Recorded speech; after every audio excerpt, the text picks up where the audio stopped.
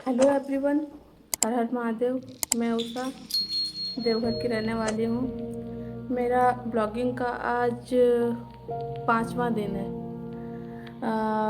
आज का टॉपिक बहुत ख़ास होने वाला है सभी बेटियों और महिलाओं के लिए। तो चलिए शुरू करते हैं। मेरा आज का टॉपिक है कन्यादान। मैंने कन्यादान पे कुछ लिखा हुआ है जो आप लोगों को कुछ सुनाने वाली हूँ। थोड़ा बहुत तो कॉन्फिडेंस नहीं आता है कैमरा के सामने बोलने में, लेकिन ट्राई कर रही हूँ रोज़ रोज़ बोलने का। तो चलिए हम कन्यादान के बारे में कुछ आपको सुनाते हैं। इस पर ना थोड़ा ध्यान से सुनिएगा। कुछ अच्छा लिखे हुए हैं, खुद से लिखे हुए हैं। चलिए सुनाते हैं। कन्यादान हुआ जब पूरा, आया समय विदाई का। कन्यादान हुआ जब पूरा, आया समय विदाई का। हंसी खुशी सब काम हुआ था, सारी रस्म अदाई का। कन्यादान हुआ जब पूरा, आया समय विदाई का। हंसी खुशी सब काम हुआ था, सारी रस्म अदाई का। बेटी के एक कातर स्वर ने बाबुल को झकझोर दिया। पूछ रही थी पापा तुमने क्या सच में मुझको छोड़ दिया। बेटी के एक कातर स्वर ने बाबुल को झकझोर दिया। पूछ रही थी पापा तुमने क्या सच में मुझको छोड़ दिया। कैसी परंपरा है ये, कैसा विधान है। कैसी परंपरा है ये, कैसा विधान है।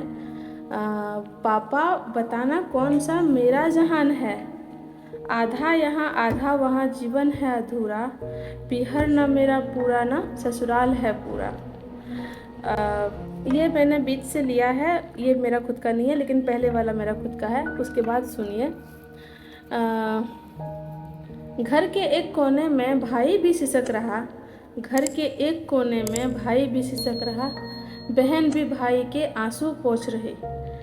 बहन भी भाई के आंसू पोंछ रही। माँ की तो बात ही क्या करें, मानो उसके शरीर से प्राण चला गया। माँ की ही बात क्या करें, मानो उसके शरीर से प्राण चला गया। जिन्होंने अपनी गुड़िया को फूलों से है पाला। जिन्होंने अपनी गुड़िया को फूलों से है पाला, बड़ी नाजों से है पाला। एक मंडप ने कितना कुछ बदल दिया। एक मंडप ने कितना कुछ बदल दिया। बेटी बन के जो बैठी है, बेटी बन के जो बैठी थी, अब वो पत्नी और बहू बना दिया। अब उसने पत्नी और बहू बना दिया। एक मंडप ने कितना कुछ बदल दिया।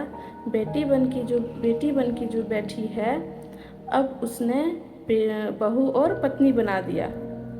कल तक जो बेटी अपने घर में बेझिझक बेफिक्र होकर घूमती थी, एक आज़ाद परिंदा जैसा रहती थी, एक खुले आसमान में उड़ती थी, आज वो एक बहू बनकर अपने घर की जिम्मेदारी, अपनी पत्नी होने का जिम्मेदारी, बहू होने का जिम्मेदारी, एक भाभी होने की जिम्मेदारी और न जाने क्या क्या सारा जिम्मेदारी वो ससुराल में कैद होकर निभाती है। इसलिए बेटी से बहू बनने का सफ़र बहुत ही मुश्किल होती है एक बेटी के लिए। तो बाकी की बातें अब कल करेंगे। शायद मेरी बातों से लड़कियां और महिलाएं रिलेट होने वाली है। टूटी फूटी भाषा में हम बोले हैं, उतना अच्छा से तो नहीं बोल पाए हैं, क्योंकि सबसे पहली बात कि कैमरा के सामने कॉन्फिडेंस नहीं आ रहा है बोलने का, और ख़ुद से लिखे हैं तो उतना अच्छा से नहीं लिख पाए हैं। तो शायद मेरी बात आप लोग को अच्छा लगे, और अगर अच्छा लगे तो एक लाइक शेयर कर दीजिएगा। कमेंट करके बताइए कि आप लोग को अच्छा लगा या नहीं लगा। बाकी का टॉपिक हम कल आपको देंगे। तब तक हर हर महादेव।